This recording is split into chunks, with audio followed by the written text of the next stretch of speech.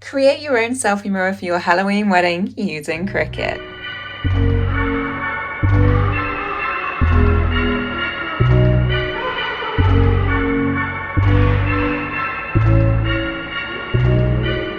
So you're looking to make a selfie mirror for your wedding. It doesn't matter what text or what design you want on your mirror. This Cricut tutorial will work for you no matter what, but obviously I have gone with certain text and a particular theme, and because we're on the brink of Halloween, I've gone with a Halloween selfie mirror so that your guests can take pictures of their outfits, particularly if you've gone for a kind of a dress-up theme for the evening do. So I'm going to show you how to create the design or a design inside Cricut Design Space, as well as how to apply the materials to your mirror. The key is making sure you have removable vinyl in the colours that you want to use. So I've previously done a mirror decal tutorial, and in that I was using window cling. Cricut seemed to be phasing window cling out. That's not an official announcement, it's just what my impression is, and obviously there's always been very limited colours available in window cling. So the workaround, or the new solution, is using removable vinyl. The key is that it has to be removable vinyl, obviously not permanent vinyl, clues in the name. Cricut claimed that removable vinyl is removable without residue for up to 2 years from your surface. So you will find a full list in the description box of everything I'm using in today's tutorial, along with links where I can get them for you. But yes, this should all be easily transferred to your design and applied to what you need to do. So, coming across to Cricut Design Space, and you'll open up a blank canvas, and you'll always see the design that I've prepped here. This is what we're going to recreate together to some degree. Bear with me.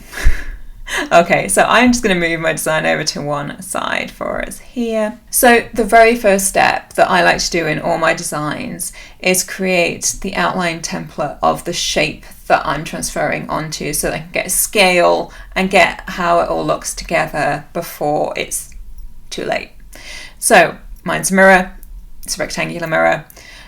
The measurements of mine, this is of the glass, not including the frame, because obviously we're only transferring onto the glass. So you measure your mirror. Mine, as you can see here, is 14 inches by 61 inches. So it's quite a tall, thin mirror. It's actually just what I had kicking around for this tutorial. So yeah, you do you. We're going to learn how to drop in an image. I've got the blood coming down from the top here, but obviously that's very Halloween-y, not otherwise perhaps wedding appropriate. It could be anything. It could be flowers, it could be snow, it could be leaves. Really depends when your wedding is, what your theme is, but this can be applied. And then we're going to add text. We start with the base shape. So to do that, you're coming over to the left hand pane and hitting where it says shapes. It will then bring up a selection of shapes. All these ones in the top half are free. I'm going to just pick the square. You see, it drops in super tiny.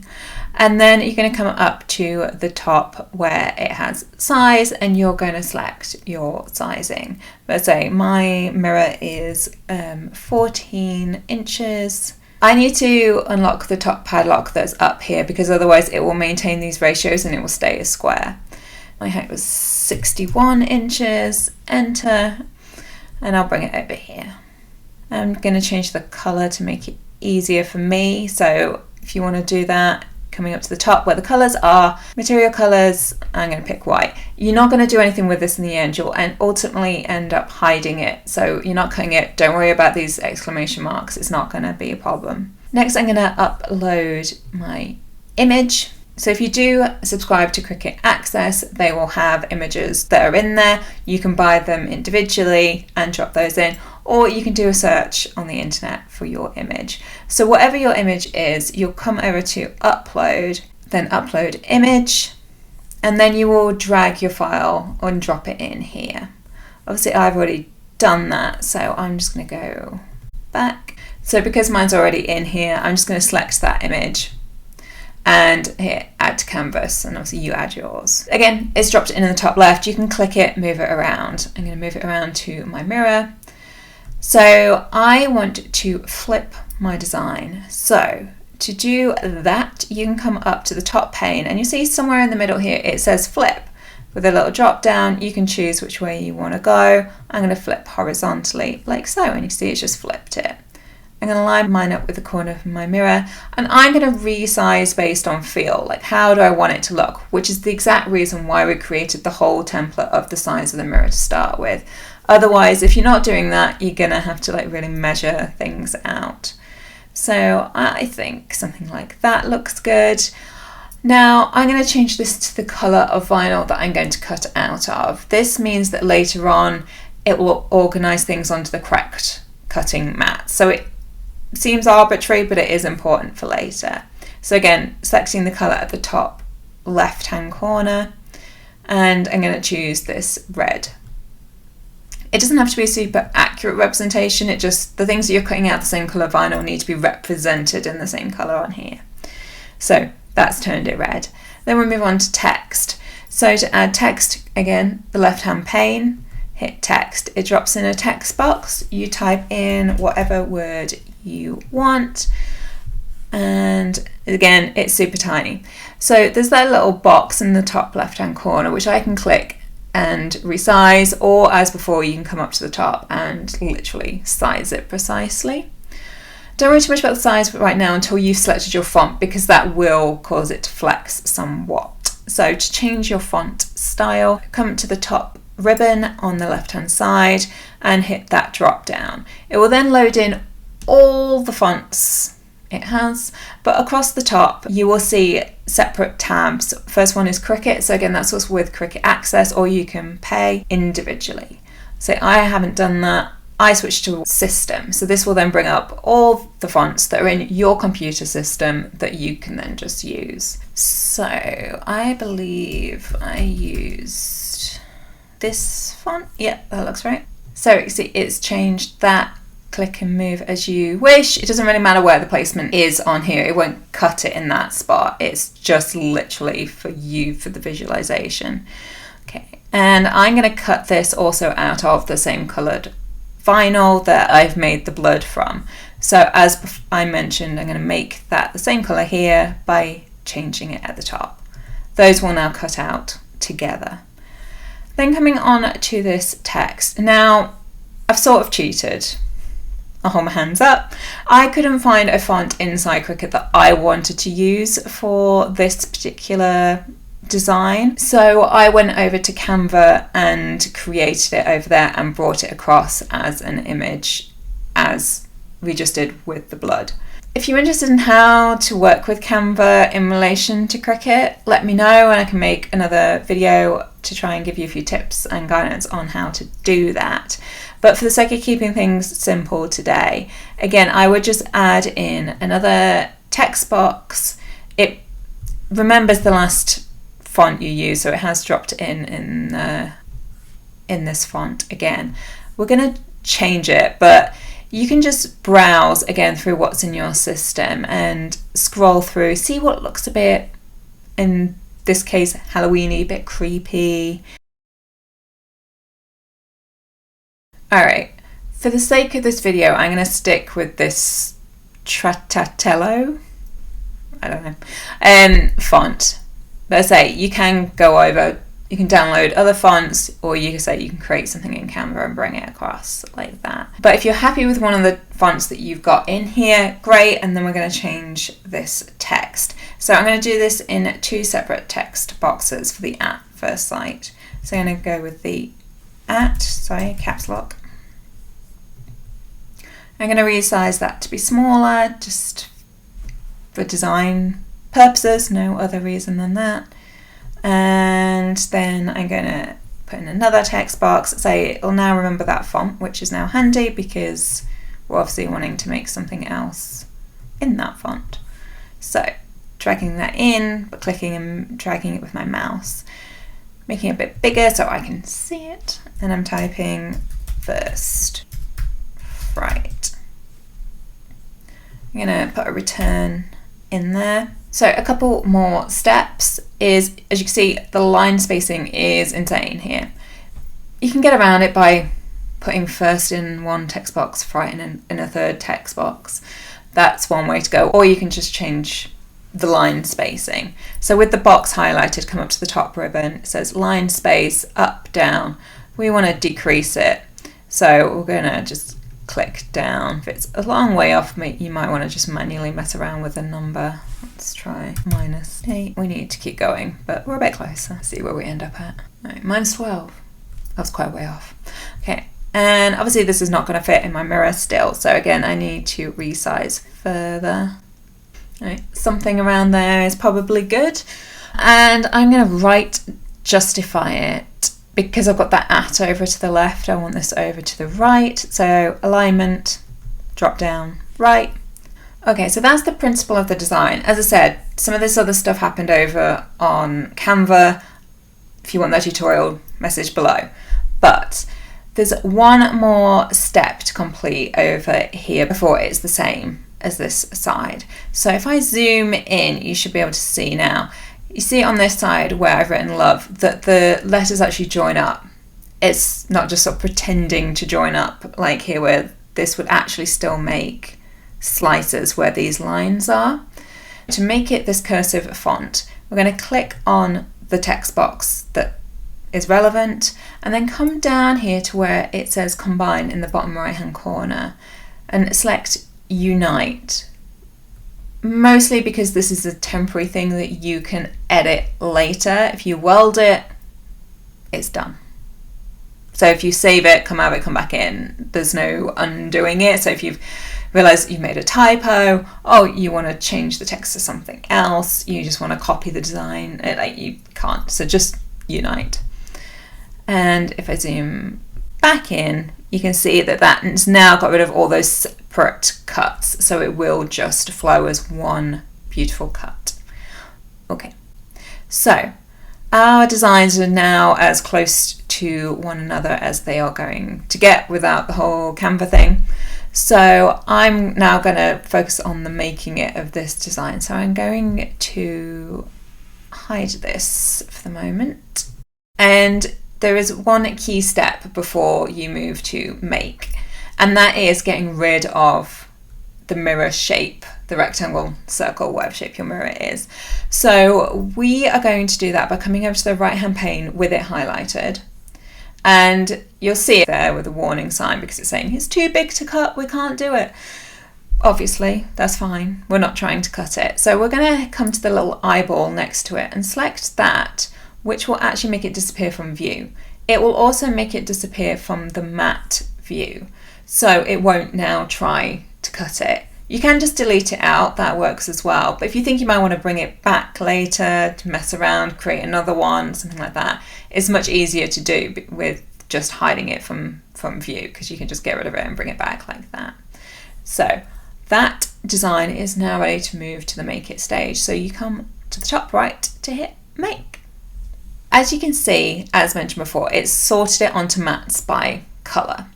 So the first mat it wants to cut out is my black font, and so the at first sight, so yours will inevitably look different. So if things aren't sitting quite where you want in your design, whatever that might be, you can actually click and move things around here. So it is a print preview, but it's editable in that sense. You can't change the text or anything else, but you can click and move around. The other thing I'm going to do to help save vinyl is I'm going to come down to these other mats. So from this view, you can actually already click on these other ones. So although these two are the same colour, they've separated them on two different mats, which is annoying and a complete waste of vinyl.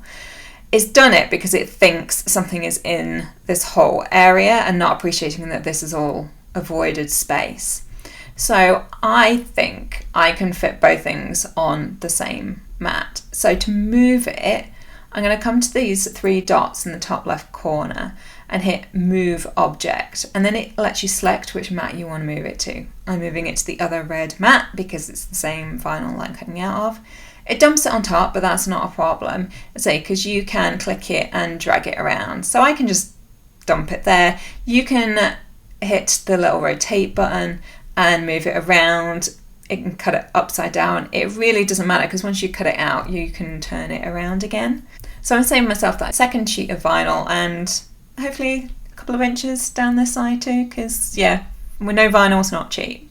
Okay, so now when it comes to that third mat, it won't try to cut anything, you'll be done. So there's a little trick for you there.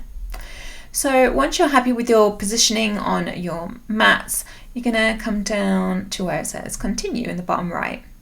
You then need to pick your base material. I say mine is all just regular premium vinyl. If you've got foil vinyl, sparkly vinyl, you need to pick as appropriate because it's going to affect the force with which the blade cuts into the material. So it's relatively important to make sure you select the correct material. If it's not listed here, because these are my favorites, so I've added them here, you can hit browse on materials and it'll bring up a whole list, and you can filter here by vinyl. And as you can see, there are quite a lot of choices. So yeah, just pick as appropriate.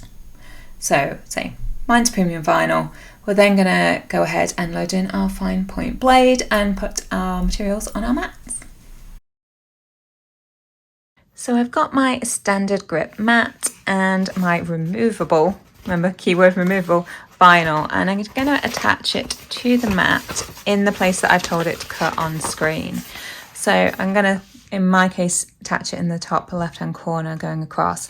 Make sure that you're using the colour side face up and the backing sheet face down, because it's the vinyl side that you want to be cutting through, obviously not the backing sheet.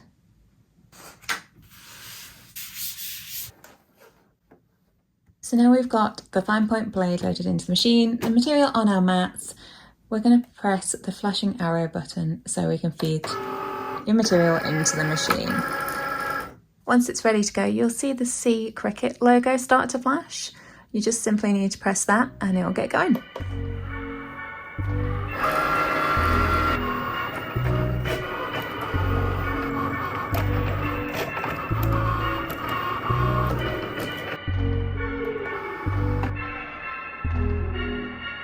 Repeat the exact same steps for your second piece of vinyl.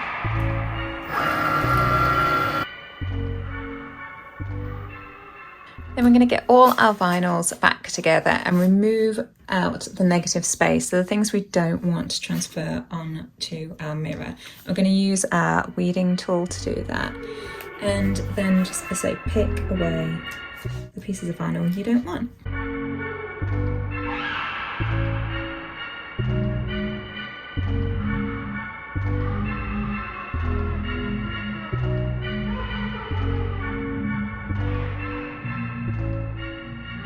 So to transfer your design onto your mirror, we're going to need to get your transfer tape, your scraper tool, and of course the vinyl.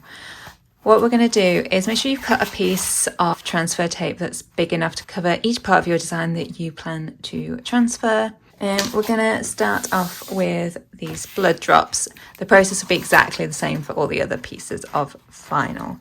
So I'm going to start off by peeling this back and, as I say, covering the entirety of the design.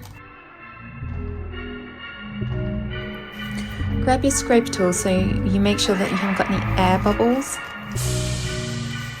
So you just smooth the plastic over the top.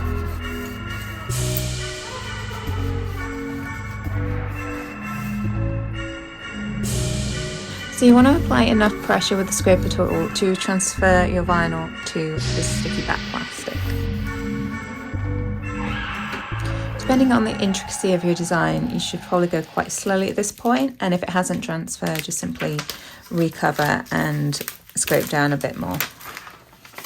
And I'm going to bring my design in and place it where I want it on the mirror. Now, given that I actually want this to sit right in the corner, it would have been better if I'd actually transferred it onto the corner of the transfer tape. So it's an extra tip for you there that I did not do.